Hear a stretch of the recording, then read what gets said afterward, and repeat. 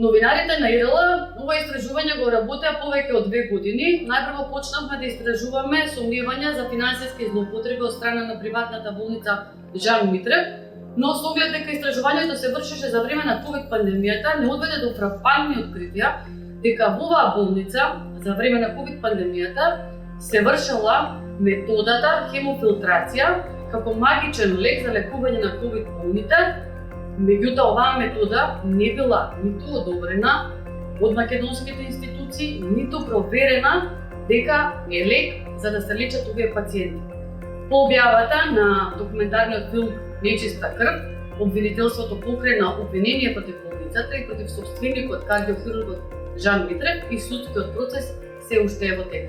Исходот ќе го знаеме најверојатно може да следа на година. Ако некоја област во општеството во изминатите 3 децении независна Македонија најмногу страдала, тогаш тоа било здравството, а директни жртви се граѓаните на оваа земја.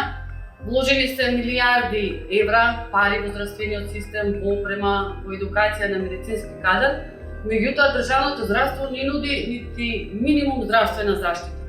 Од друга страна имаме приватни болници, особено 2 приватни болници, кои што се опремени со најмодерна технологија, кои што наплаќаат скапи услуги, а се формирани со државни ресурси, пари од граѓаните или сомнителни и коруптивни бизнис сделки. Сме правили истражување за 2 болници, за 2 собственици, но конкретно ова истражување беше за едната болница, бидејќи во изминатите 2-3 години добивавме повеќе пријави од граѓани кои биле жртви на измама, на неетичко лекување, на несовесно лекување, а чии најблиски страдале, завршиле со смртни исходи, со трајни последици по нивното здравје и такви пријави почнаа да стигнуваат се почесто и почесто. По објавата на истражувањето Нечиста крв, собственикот на болницата доктор Жан Митрев побара судот да го отстрани документарниот филм од сите платформи, но судот во ова истражување препозна јавен интерес и го одби неговото барање.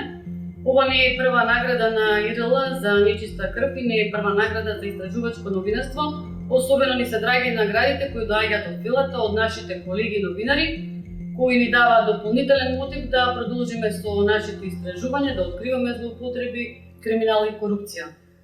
Нашето мотото на ИРЛ е бори се за себе, бори се со нас.